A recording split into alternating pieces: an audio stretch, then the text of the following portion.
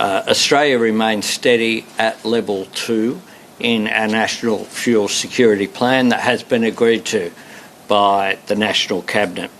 Australia's fuel supply outlook remains secure in the near term. However, we're working hard to prepare for contingencies in the event of supply disruptions in fuel and in fertiliser.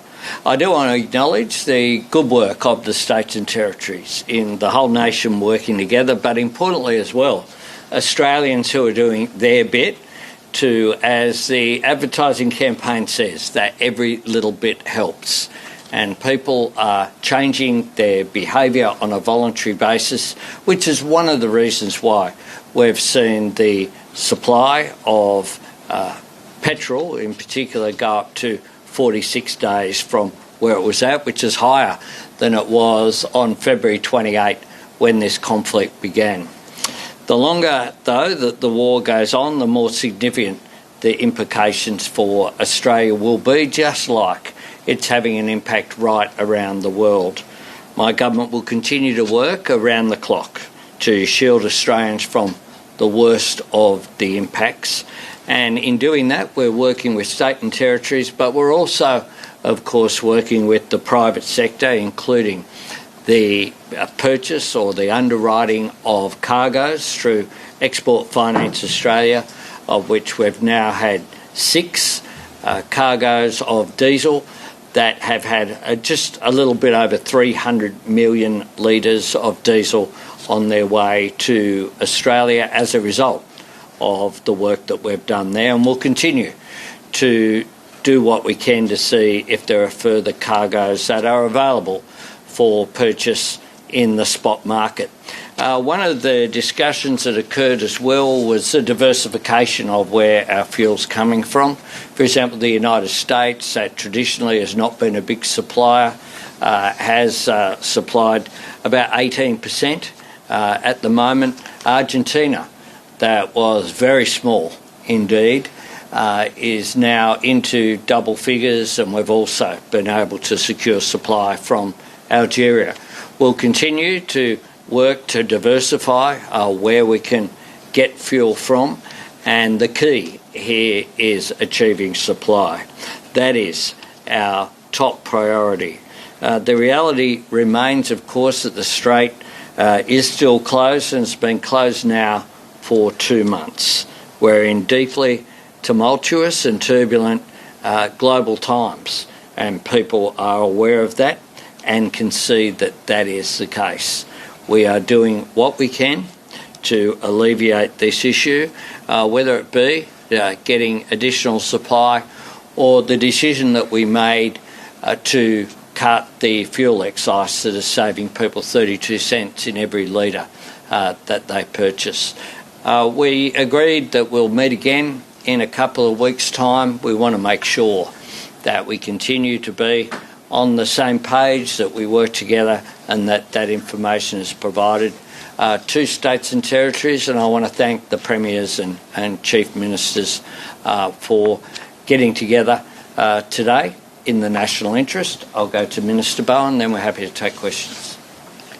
Thanks very much, Prime Minister. As the Prime Minister said, a strong and constructive meeting in the National Cabinet today, where I was able to update on the supply situation, as I do each weekend, directly to the Australian people. And as the PM said, the fact that we now have 46 days worth of petrol in our stocks, which is 10 days more than when the bombing of Iran commenced, shows that while we are facing international headwinds and risks and uncertainties into the medium term, nevertheless, nothing is being left on the field when it comes to ensuring that Australia is very well placed, including the EFA purchases the Prime Minister and I announced yesterday, building on the purchases the Prime Minister announced the week before, and further work underway to ensure that we are as well placed as we can be.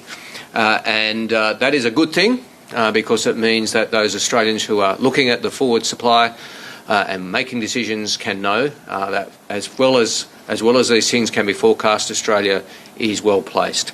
Also, just on a separate matter, can I just welcome the figures today released by the Australian Energy Market Operator on the renewable energy pipeline. We're building a new energy system in Australia which introduces more of the cheapest form of energy, reduces our emissions, but also harnesses those wonderful Australian resources of the wind and the sun to ensure our energy system is as sovereign as it possibly can be. The fact that we now have 67.3 gigawatts of new renewable energy investment in our pipeline, which compares to the 73 gigawatts that exists. That's the scale of the pipeline that is being built across the country, with more early-stage proposals in the AEMO pipeline and more gigawatts having hit the grid, actually being connected in the last quarter.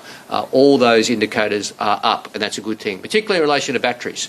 Australia is really leading the world in battery deployment at the moment. Batteries are being deployed at a rapid rate around the world, but 10% of all the batteries that were installed in terms of capacity around the world in March were in Australia. We're not 10% of the world's economy, we're not 10% of the world's population, but we are 10% of the new battery capacity that's being installed. And that's particularly these AEMO figures are focused on grid-scale batteries, obviously, but also cheaper home batteries being introduced under a policy where so many Australians are reducing their bills each day. We're now at 348,833 cheaper home batteries that have been installed since the 1st of July last year. That shows that Australians, with some support from their government, are getting on with the job of building an energy system which is in their interest and in the interest of Australia more broadly. Thanks, Pam. Happy to take a few questions. Lachlan. Are you in discussions with fuel companies about potential taxpayer support to extend the diesel capacity of existing refineries or to even build a new one? No. What we are doing is continuing to concentrate on supply. We're looking, of course, across the board. Anything that we can do, any constructive proposals, we're open for dialogue. But what we are concentrating on at the moment isn't something that is time lengthy for obvious reasons. What we are doing is concentrating on supply. It is a pity that under the former government, 4 out of the 6 refineries closed in Australia. It's also unfortunate that they chose to have their reserves in Texas. We reversed that, and we had at the beginning of this global crisis, we had the strongest reserves we've had in 15 years. Prime Minister, 2 questions, if that's okay. On 2 Sure. topics. Haven't seen you for a while, so you get 2. Great to do. Thank you. Firstly, just on fuel, how you mentioned we're steady at level stage 2. How likely is it that we will get to stage 3? Are we close to that, or where are we on that? Sure. It's certainly not imminent. What we are doing is making sure that we continue, though, to be straightforward with people, which is we are in uncertain times. Some of this is obviously dependent upon how long the war goes for. We're also being upfront to say that if the conflict ends tomorrow and the Strait of Hormuz opens tomorrow, then there is a time lag before the economic consequences of what has happened over the last 2 months flow through the system. It takes time to clear the strait, to make it safe. It will take time for the ships that have been stuck in the Gulf to reach their destination, to unload and then to travel back to receive more supply. So there will be a long economic tail here. But what we are doing is making sure as well that people are updated on a regular basis. That's how you build confidence. And it has been a good thing that the spike in demand that we saw at the beginning of this conflict from Easter on has been diminished substantially. So the sort of hoarding that I'm sure that your network, like others, showed utes and vans turning up at petrol stations and being filled up with jerry cans.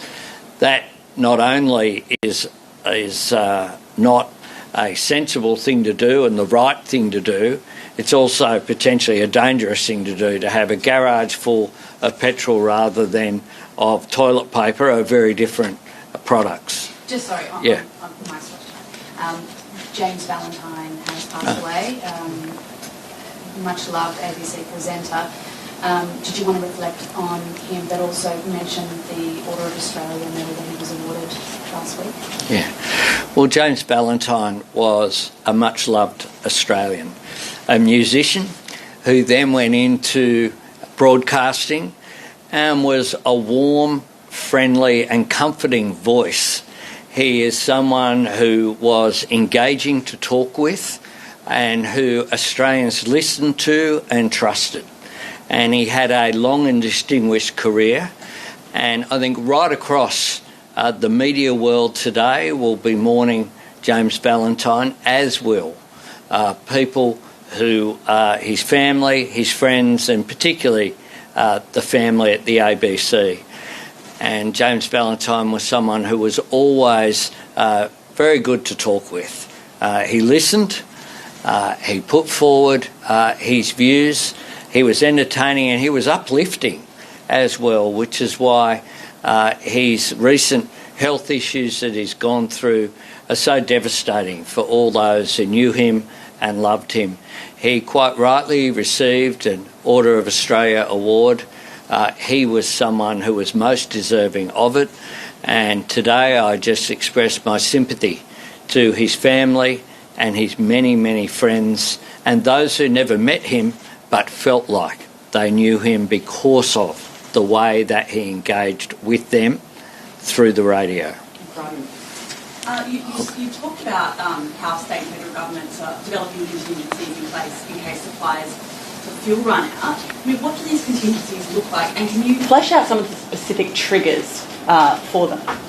Yeah, well, the trigger is very clear, which is supply. Now, at this stage, what we have is normal supply.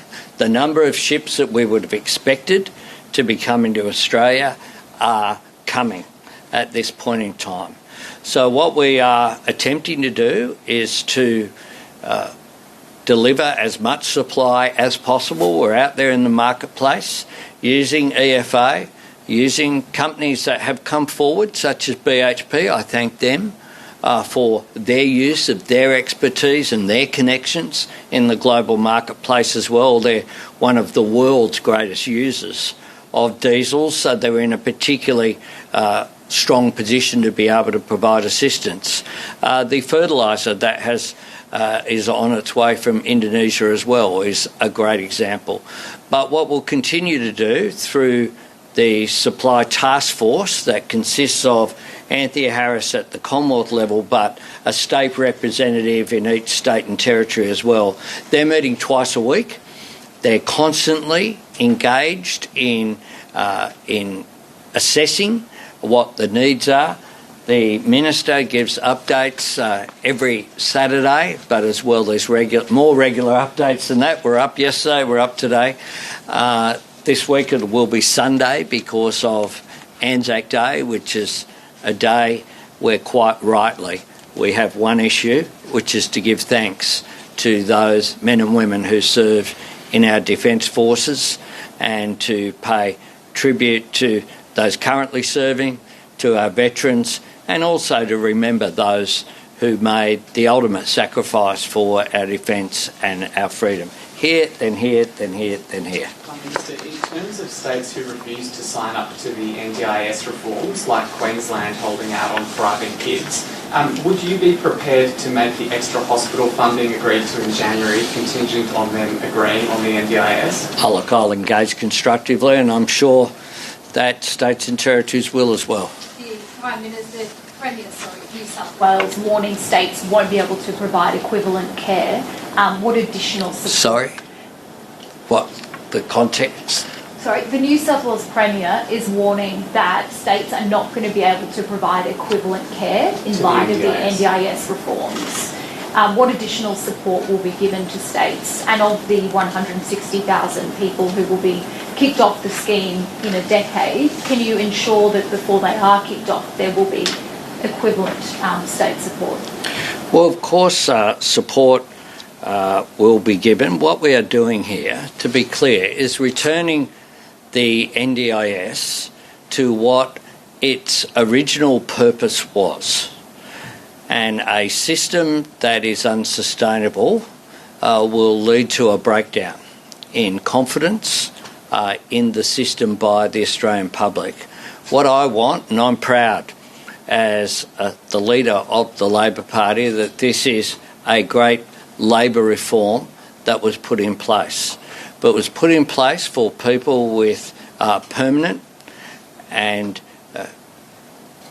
serious disability to provide support for them so they can fully participate in society. It has helped and will continue to help so many Australians who are in need of that care. States and territories signed up to the Thriving Kids program as well, because we want to make sure that every young person can fulfil their potential. But the NDIS was never intended to have classrooms where 4 in every 10 children were on the NDIS. And the original purpose is what we are aimed at. We think that is very important, and we'll work constructively with states and territories, importantly as well with providers and with the community itself to make sure that we deliver appropriate care, and I'm confident that that is what we will do. Prime Minister, Mark Butler says people won't be moved off the NDIS until the government is confident other support systems are in place. Can you guarantee the 2028 reassessment deadline is enough? Yes, we can. We think we've got it right. This is well thought through. Mark Butler put forward very clearly a position that built on the work that previously was done by Bill Shorten. We know that when we came to office, the growth in the NDIS annual was 22% growth. Now, what we are putting forward here will continue to see the scheme grow into the future. But left unchecked, the NDIS would cost more than Medicare and the PBS combined. So a system that is unsustainable doesn't work. We want to make sure that it can work into the future. Prime Minister, while the Coalition says it is open to supporting your NDIS changes, the Greens said you should instead tax gas companies to make it more sustainable. What's your opinion on that proposal, and were you hoping for more support from the Greens to make the program sustainable? Well, the Greens can make their own decisions, but this is about providing support for people with disabilities so they get the care that they need. That's what it's about. And it's an extraordinary thing to do. I haven't seen those comments to somehow link that to gas or anything else. This is about people with disabilities getting the care that they need. So the 4 pillars of the plan, fighting fraud and stopping rorts, I would have thought pretty sensible. Slowing rapid cost increases, quite clearly. 22% increases was not sustainable. Clearer eligibility requirements. Clearly there's been a problem in the system, including with the way that some providers have been able to go into the system, and making sure, importantly, the 4th element linked to that, which is delivering quality services and support to participants. Mark Butler, I was able to watch his speech at the press club yesterday. I think he put forward a very powerful case, including speaking about people with disabilities who were in a position where the providers, untrained, not regulated properly, were spending time looking at their phones whilst the people who they should have been caring for weren't getting the support that they need. I understand how important it is. I'm the son of what was then called an invalid pensioner, a single mum. I understand what it's like for people to have disabilities, and I will always do and fight for them to get the care that they need. But quite clearly, if that is going to occur, then the system needs to work for them. Thanks very much.